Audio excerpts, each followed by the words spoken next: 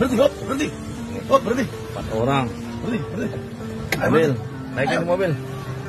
Detik-detik polisi tegur bocah naik sepeda listrik bonceng 4, langsung panik. Beredar di media sosial sebuah video yang memperlihatkan detik-detik polisi menegur bocah karena mengendarai sepeda listrik sambal berboncengan 4 di jalan raya. Dalam video yang diunggah oleh pemilik akun Instagram Jakarta terkini, tampak dari kamera polisi, sepeda listrik itu berjalan di jalur khusus sepeda. Kendati demikian, polisi menganggap hal itu sangat berbahaya, terlebih dikendarai bocah yang tak dilengkapi perlengkapan keselamatan. Peristiwa tersebut terjadi di Jalan Gunung Sahari, Jakarta Pusat, pada Rabu, 22 Mei 2024, sore. Tampak petugas kepolisian dari Satlantas Jakarta Pusat pun melakukan teguran terhadap keempat bocah tersebut. Sempat kaget karena ditegur, 4 bocah tersebut langsung turun dari sepeda listrik yang dinaikinya dan panik. Namun, hingga saat ini belum diketahui pasti bagaimana nasib keempat bocah tersebut.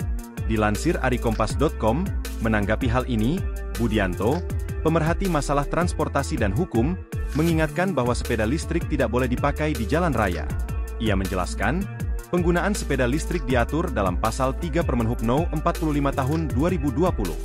Antara lain harus dilengkapi lampu utama reflektor, rem, klakson, dan sebagainya. Selain sepeda listrik, Permenhub No. 45 Tahun 2020 juga mengatur kendaraan tertentu yang memiliki roda 2 dilengkapi dengan peralatan mekanik berupa motor listrik.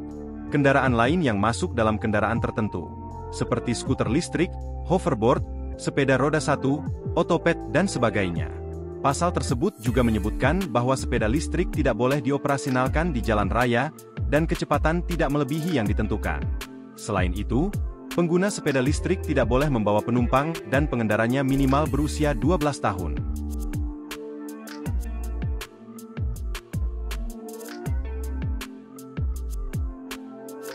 Download Tribun X sekarang, menghadirkan lokal menjadi Indonesia.